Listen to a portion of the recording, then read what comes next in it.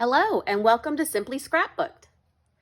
So I have a Disney trip coming up, and you know, a part of any good Disney trip is an autograph book.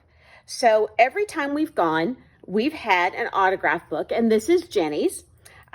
We started in 2007, so this is a 7x7 album, and we went back in 2017. So this has pictures from when Jenny was 3 years old and back again when she was 13 years old. And so what we've done is we've gotten the signatures, and then I've gone back in digital software and put the picture of the signature along with pictures of Jenny with the characters, first at 3 years old, then at 13 years old. And then this year, we actually happened to see Cinderella twice, so I'm going to show you how that looks.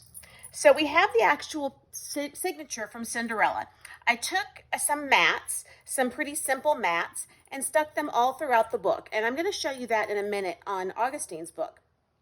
And we give them the broader tip of the pen to do their signature with, because that's the easiest for them. And that's it. It's really easy. So when I come home, I take this out of the book. Now that we have repositionable tape runner, that is really easy to do. And I take my software, I take a picture of that, I take my software, and I make a little page like this. Now, when you're making your page, I was working in a 7x7 book. So on my page, I worked at 7 1/4 and 7 1/4. If you're using an 8x8 book, so a current CM album, you'd work to 8 1/4 and 8 1/4. And that way you make sure you fill the whole space of the page.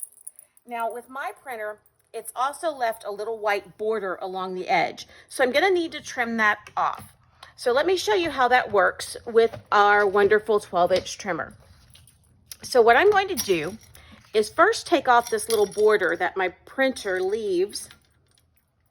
And if I line it up on the second dotted black line, it'll take off just that border.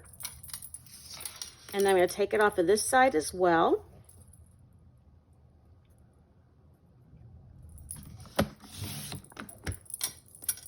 And then I'm going to line this up at 7 inches, because remember, I'm in a 7x7 book. And see, it cut off that extra 1/4 inch just to make sure the whole page is filled. And then I'm going to take it to 7 inches again. And now I've got what I need to stick down in my book.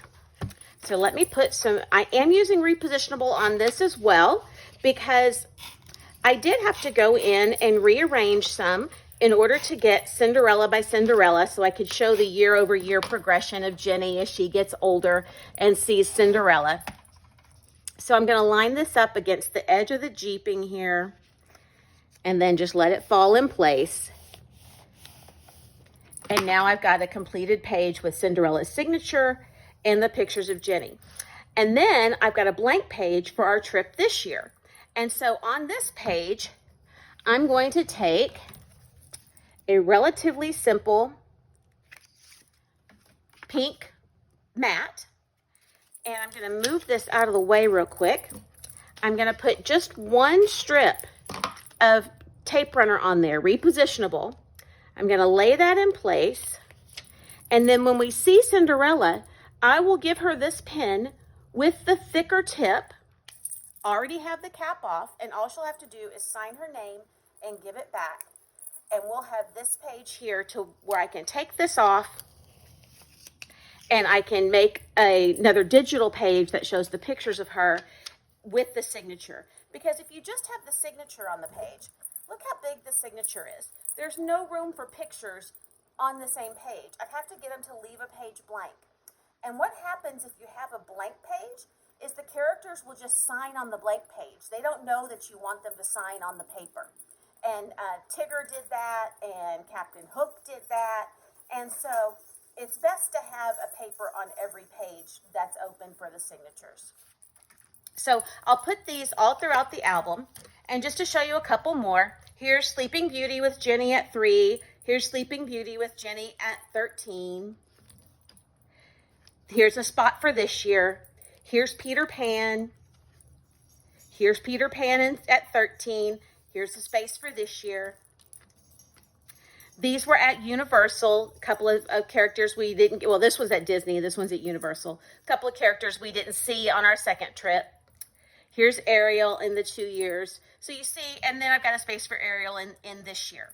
And this will definitely be the last year for this book. We'll have to start another one the next time because this book is overly full.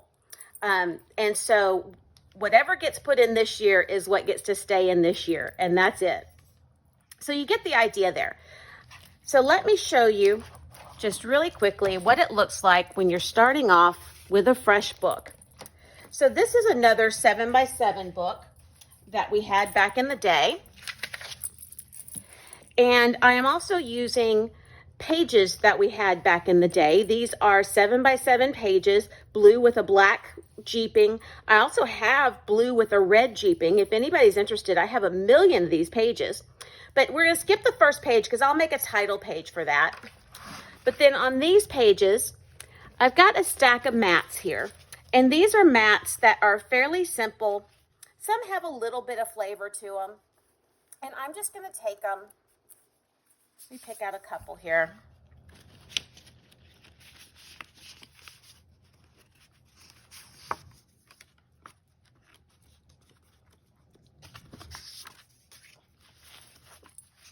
And I'm going to put them on every page with just one little line on the back and stick it down. And it will be ready for any signatures that we come across. And I'm going to turn the page. I'm going to stick down the next one. And this is easy for the characters to handle. And it's easy for you as well, because if you just take the mats, it can get a little difficult to handle and hard for the characters to hold, even on a box or something, to do the signatures. And so if you have the actual book, it's really easy for them to sign. So that is my tip on how to make the perfect Disney autograph book. See you next time.